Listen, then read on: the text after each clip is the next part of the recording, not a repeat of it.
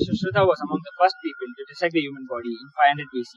In Europe, the concept of dissection for acquiring knowledge about the structure of human body was started in 15th century, and body surgeons used to demonstrate the human dissection on professors' command. Andreas Berzelius was the first medical student to dissect the cadaver.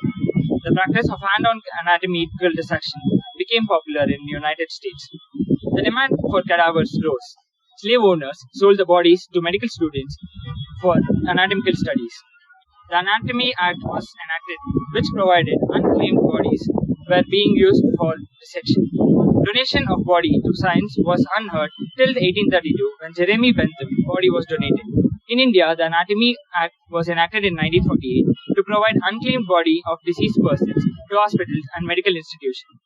India first experienced body donation in the year 1956, where the body of Panduranga Sridhar Apte was donated to BJ Medical College in Pune.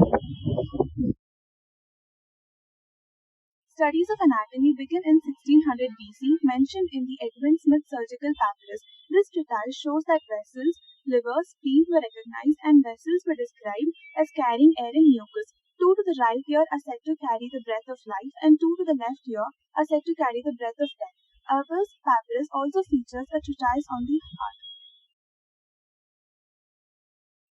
Berzelius revolutionized the science of anatomy by basing his findings on direct observation of the body itself, rather than on centuries-old wisdom.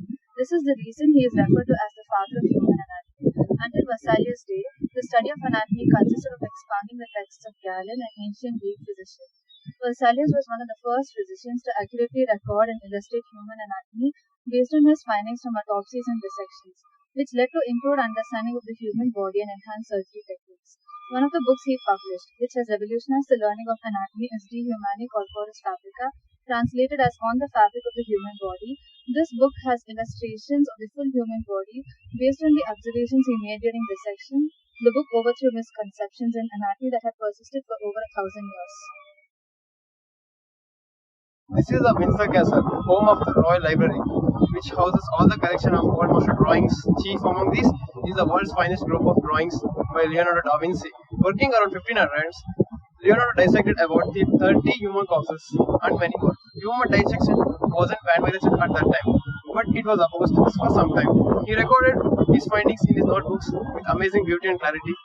Leonardo's anatomical work falls into two distinct periods, where in 4080s he was in 30s. He had little access to human material. With an exception of this outstanding skull drawing, most of his drawings were based on the ancient theories. For example, this head diagram shows the belief that brain contains bulbous cavities for the activities of reasoning, memory, etc.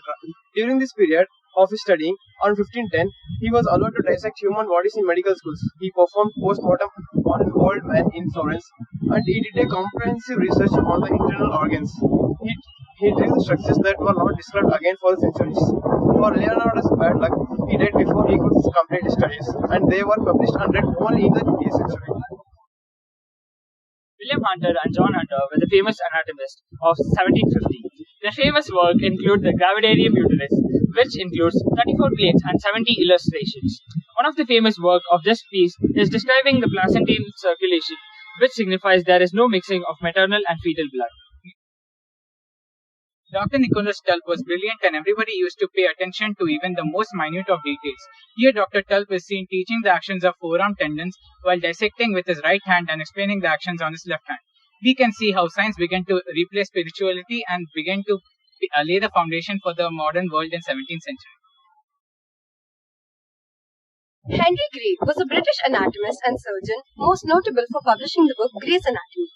He secured Triennial Prize for distribution of nerves to the human eyes and its appendages. In 1858, Gray published the first edition of Anatomy, which covered 750 pages. So, embalming is a process which is used to preserve human remains. It is basically done by the use of chemicals and basically for reasons such as pursuance of medical education and social purposes like funeral service. What is vivisection?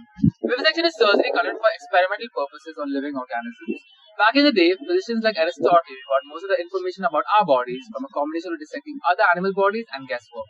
For years, it was one of the most controversial areas of research.